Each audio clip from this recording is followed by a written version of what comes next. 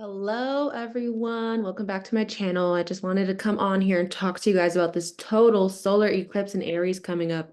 And we're doing it sort of podcast style, okay? Because sometimes I just want to hop on here and drop my little gold nuggets of information. I don't want to have to worry about the lighting or makeup or my hair or the camera being out. Sometimes when the camera is out, I kind of like get a little shy, get a little stiff, not really myself, which I'm working on. I'm working on because I do want to create more video content for you. But, in terms of just coming on here and talking about a transit and just dropping, like I said, my little gold nuggets of information, I think podcast style is totally fine.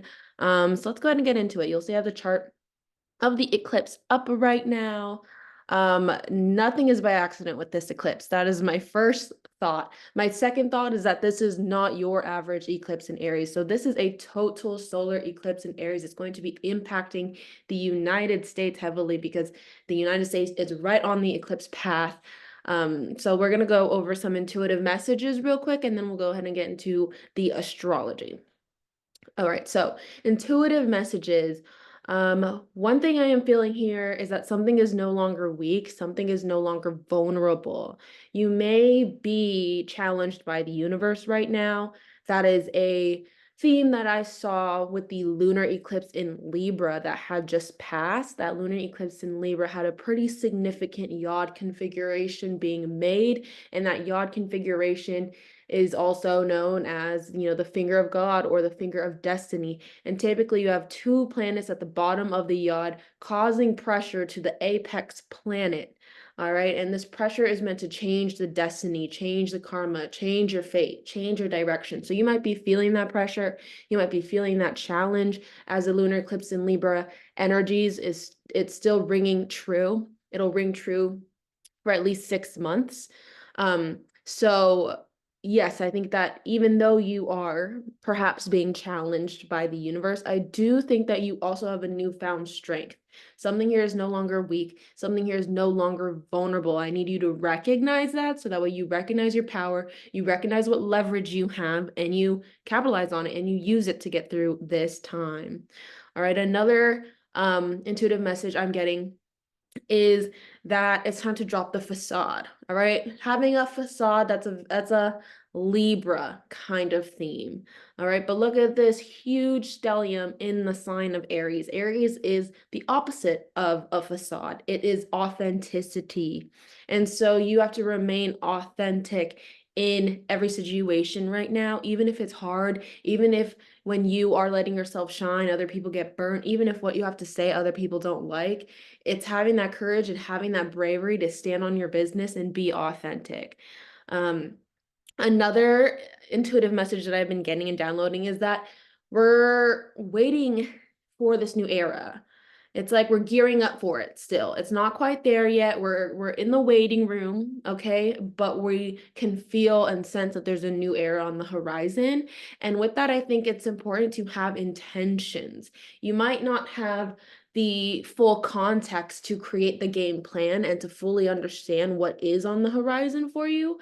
But as you are jumping portals here, jumping timelines here, it's important to have an intention. At least the intention is I don't want to be fake anymore. The intention is I really want to be myself. The intention is I want to help people.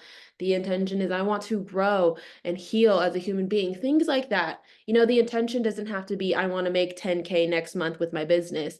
If your intention is something more like that, then this eclipse could be rocky. I think the intention should be something more broad a little bit and something just more meaningful, something that is, I guess, coming from whatever it is you want to let go. Okay, whatever it is you want to let go. Let's say you want to let go of your people-pleasing tendencies and your intention is to be more authentic. That is a perfect intention to have right now going into this new era. Another intuitive message I have is that it's time to think long term. All right, we have the ruler of this eclipse, which is Mars, hanging out right next to Saturn, right? This is not the time to cut corners. This is not the time to cheat. This is not the time for instant gratification or anything like that. This is the time to do your due diligence. This is the time to give something the proper care, love, and attention that it needs, to really nourish something, really take your time with something, really focus on the details. That is what this energy is calling for. And I think it's also important to think long term in terms of like, you know, will this benefit me later on? Are the things that I'm pouring my time, energy, and resources into going to benefit me in the long run? Or is it something that I'm just using to get instant gratification? Example, maybe you want to rebrand. Maybe you want to change up, your content a little bit, but you're a little bit afraid of losing followers. You're afraid of, not getting as much likes as you usually do. That is being afraid of not getting that instant gratification. That is like kind of planning for the present moment instead of planning for the long run. When in reality, long run, if you were to switch up your content style and slowly start to introduce a new content style and build an audience that appreciates you as a dynamic human being, that's probably better for you in the long run. That's probably more freeing for you as a creator in the long run. So that's what I mean by thinking long term.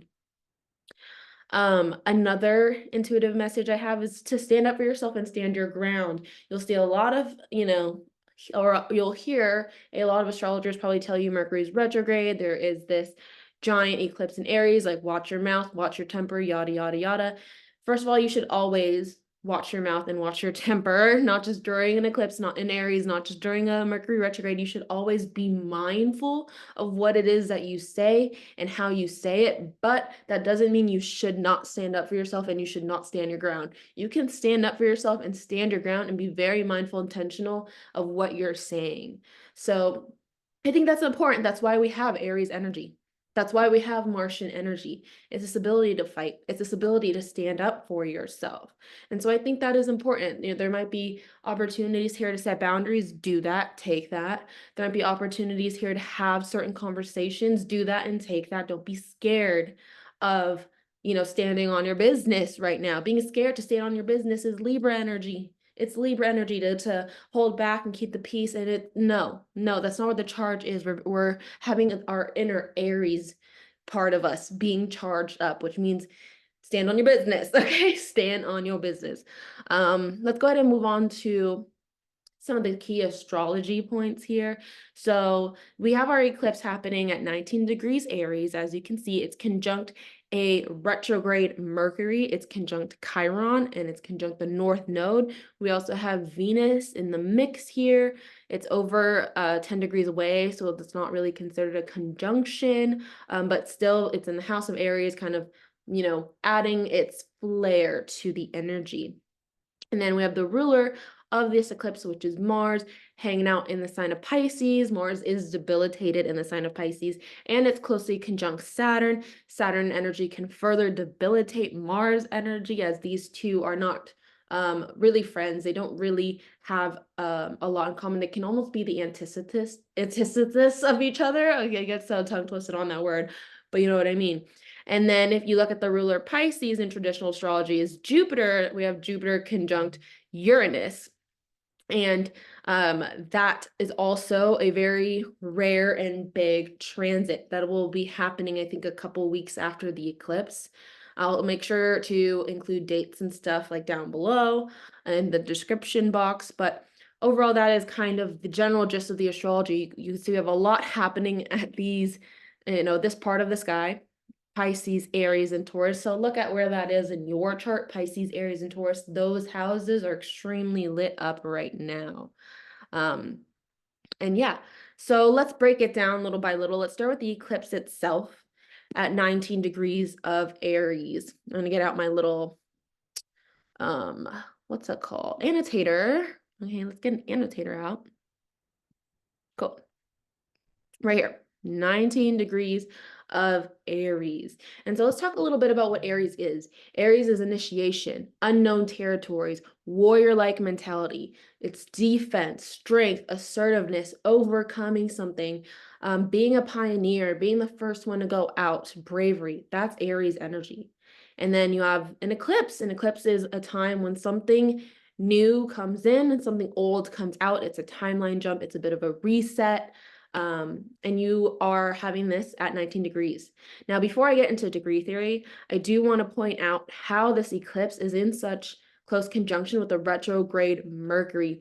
This retrograde Mercury kind of tones down all of the like initiative, go, go, go, warrior-like mentality of Aries. This retrograde Mercury says, actually, this is a time to pause and think back. Pause and reflect. That's what a retrograde is about. The planet is, or the symbol of the retrograde means to look back at something. And so before you initiate your new intentions, before you go off running into, the unknown, I think it is important to reflect. What is it maybe what needs a refresh? I think that's something that's important to reflect on. Ask yourself, what needs a refresh? What can be done in a better way? Because the gift of this eclipse is that you see something in its totality now. You see the previous context for all that it is. You have made it to the finish line when it comes to this big karmic cycle. There is a huge ending here. Odds are it's probably in the house that Libra ruled.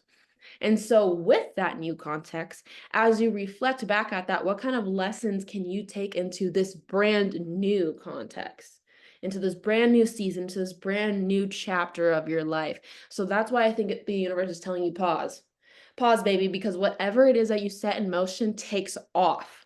Whatever it is that you set in motion, it quite literally takes off right now. So you want to make sure that it is something that is authentic to you. You want to make sure that you're letting go of the previous context before you move forward. That's another reason why I think we have Mercury retrograde here. The universe says, let go of the previous context because it's quite literally irrelevant in the future context, okay?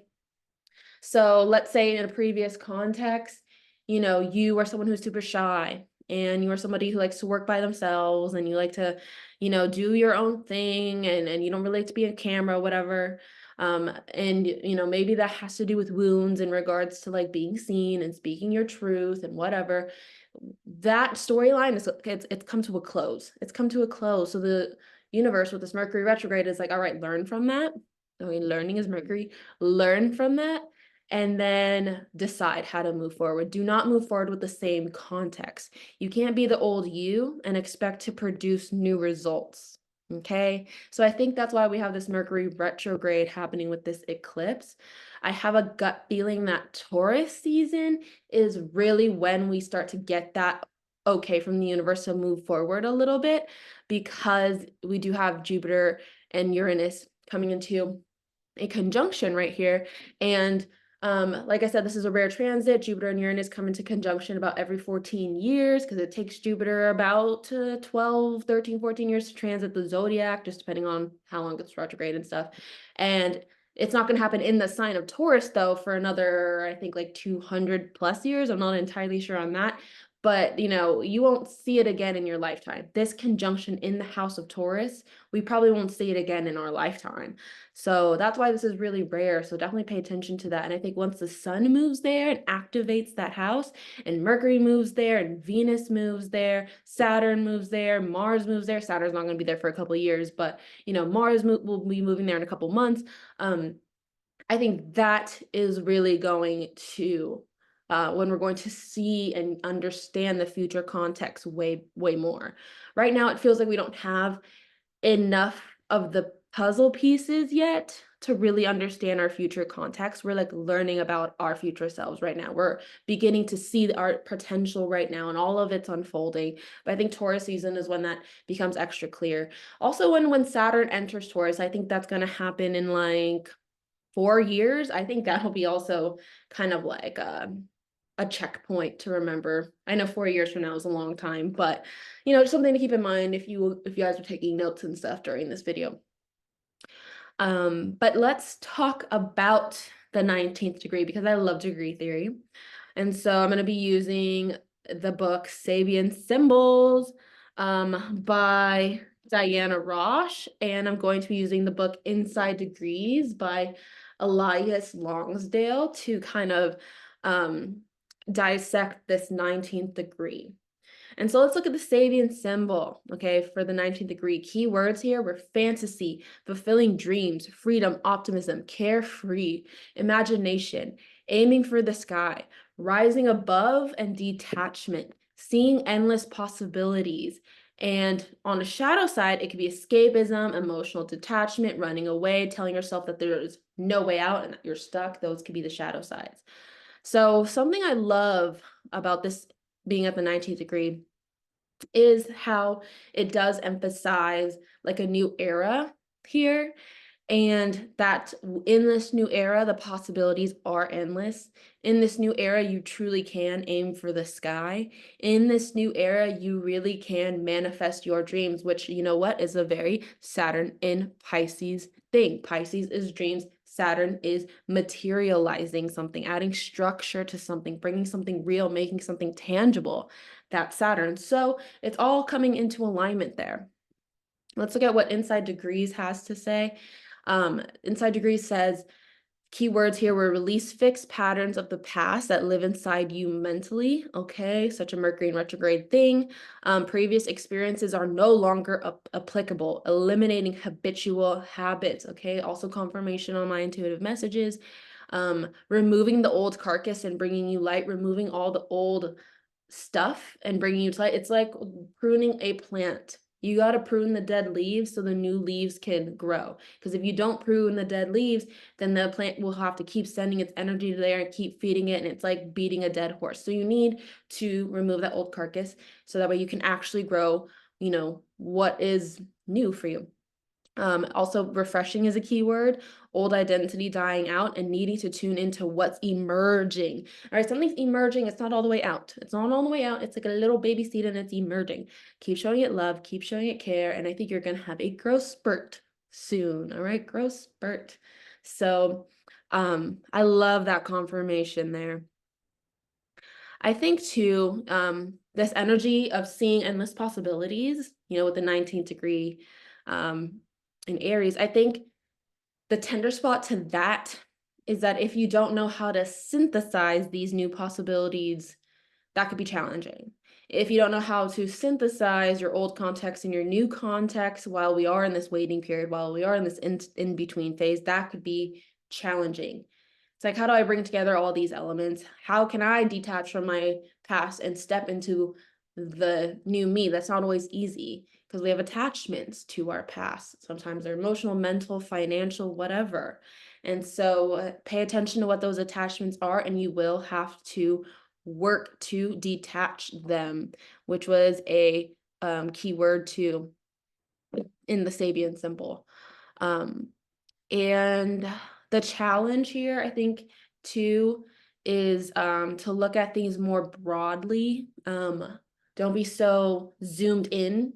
You got to zoom out a little bit and see the past for what it is and how that can catalyze the future, and then where you are now. Like, this is A, this is C, I'm at B. How can I get to C? Make yourself a logical plan. With that Saturn conjunct Mars, it has to be logical. It has to be practical. It has to make sense. I fully believe that manifesting depends on the person, and it can also depend on the transits. So I think there was a time period where, you know, being Delulu until it was true Lulu worked, but this is not that time period. This is not that time period. This is the time period to be so fucking real. This is the time period to be logical and strategic. Great energy for strategy.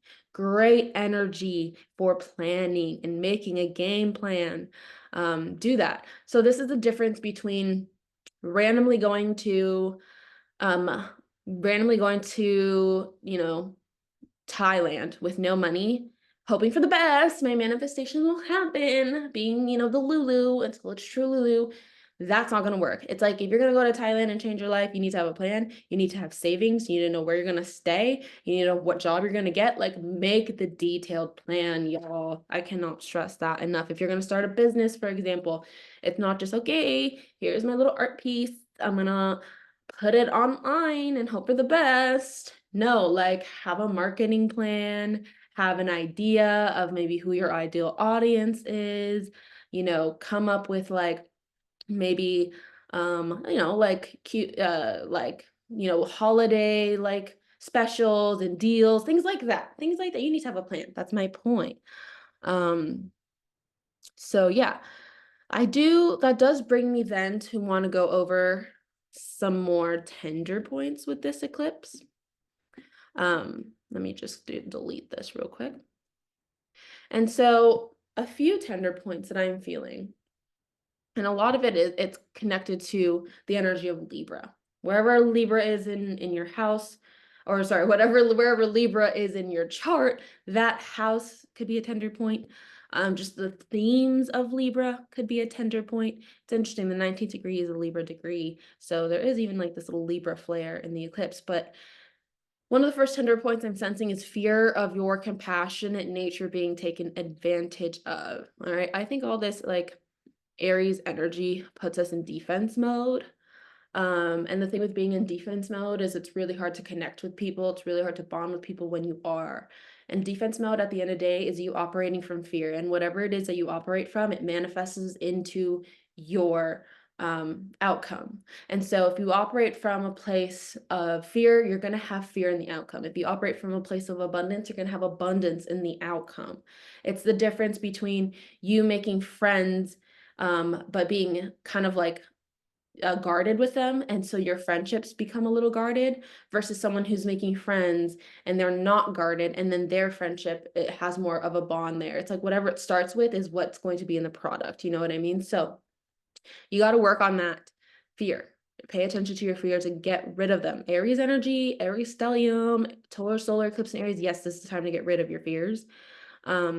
And I think too that, like I said, you are not as vulnerable. You're smarter now. You know yourself better. You can read the room. You can read the red flags. It's not going to be so easy to fool you. It may have fooled you once, but they can't fool you twice, baby. Don't let them. So I feel like that is the energy or a tender point there. Another tender point I have is overdoing something, which is also, that's kind of Aries energy.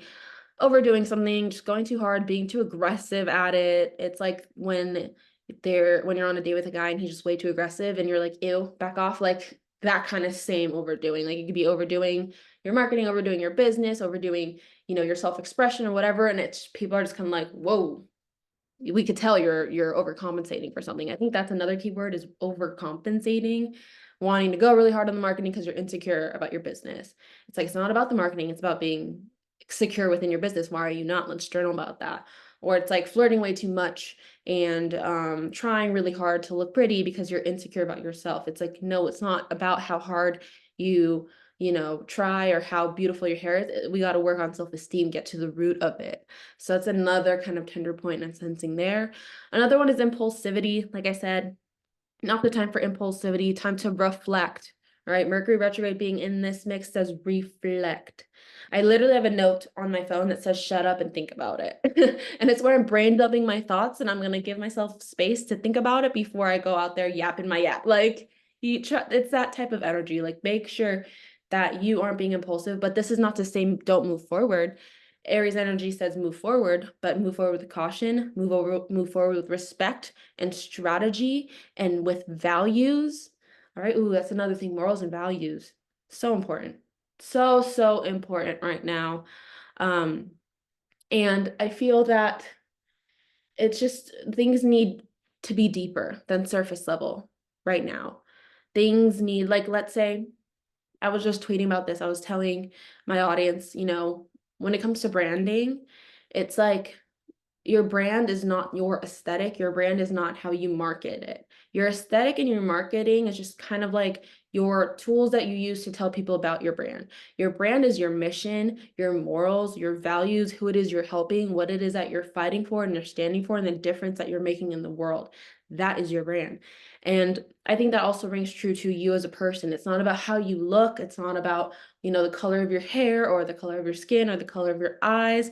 It's about who you are on the inside. What is it that you stand for? What is it that you fight for? What is it that you believe in?